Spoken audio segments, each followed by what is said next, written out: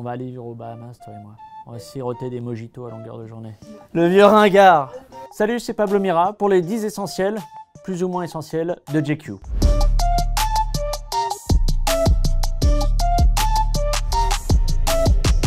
Premier objet, vous n'êtes pas prêts, évidemment. Il y a du confinement, il y a du couvre-feu. C'est le moment de redécouvrir la patate douce, qui est devenue un essentiel en termes de cuisine. On peut faire plein de choses avec des frites, des lamelles, les jeter sur des passants dans la rue parce qu'on s'ennuie entre 6 h du matin et 23 h le soir. On est quand même sur un légume de bobo, donc qui est complètement en raccord avec ce que je dégage visuellement. Pour moi, c'est l'année de la patate douce. C'est l'année Gad Elmaleh et l'année patate douce. Voilà, je tenais à le dire.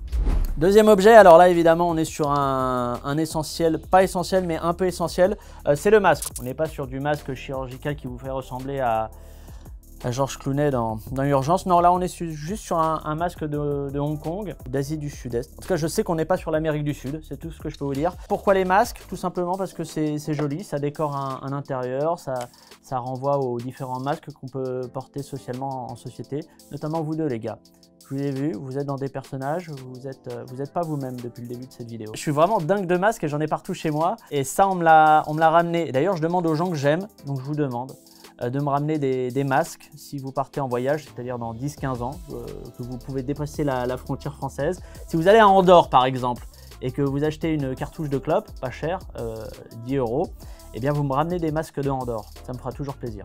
Allez, troisième essentiel, oh là, j'espère que ça va vous parler, ça c'est pour moi ça. Ça trône chez moi, c'est quoi? C'est tout simplement le Coon, un personnage de South Park. On a le temps devant nous, avec les 14 confinements qui nous attendent pour les 10 prochaines années. Il n'y a pas mieux en termes de satire, on peut s'amuser à la maison, pour les petits, pour les grands. Il y a de la vulgarité, mais il y a du propos.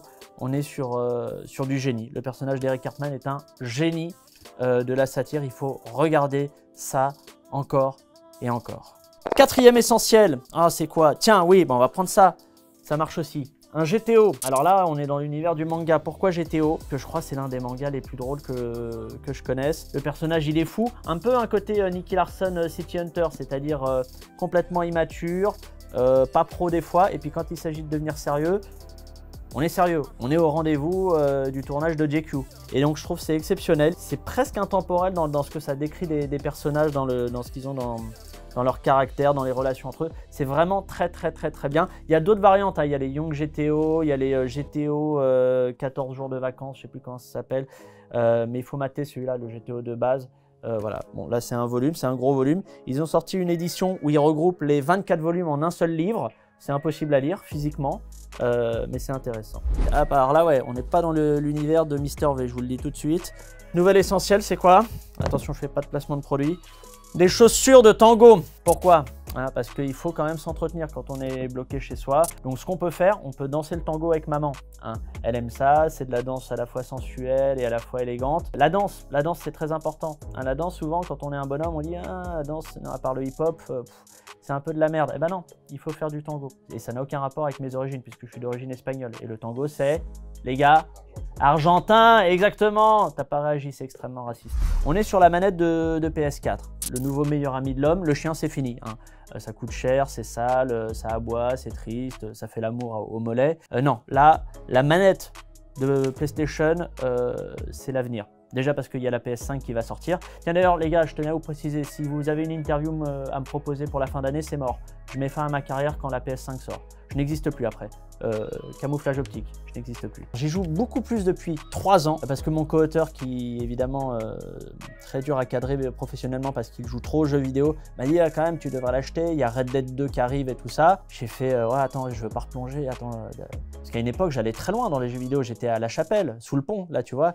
Et je me faisais des shoots de Metal Gear Solid. Et donc non, j'ai craqué, je m'y suis remis à ça, Red Dead. Et alors là, après, engrenage depuis 3 ans, à nouveau dans les jeux vidéo. Régression évidemment psychologique, sociale. Je suis à nouveau un adolescent de 14 ans. Je vous ai parlé d'un essentiel sport pour s'entretenir. Le gant de boxe. Pourquoi? Pas pour les violences conjugales. C'est une blague de très mauvais goût. Évidemment parce qu'il faut s'entretenir. Et moi, bon, tout ce qui est course, pas trop mon truc. Tout ce qui est molki. C'est pas un sport que je pratique, le molki par exemple. Non, le molki c'est comme la pétanque, c'est des trucs des bobos où tu jettes des morceaux de bois. Des gros morceaux de bois, ça coûte 45 € un morceau de bois. Mais tu sais quoi? je suis très content que Enfin, j'étais très content que tu connaisses pas ça et je m'en veux de t'avoir appris l'existence du Molki. J'aurais préféré que tu restes dans l'ignorance. Je pense que tu aurais eu un quotidien beaucoup... Bah, après, ce soir, tu vas rentrer, tu vas taper Molki sur YouTube, tu vois. Il y aura un onglet Pornhub, un onglet Molki.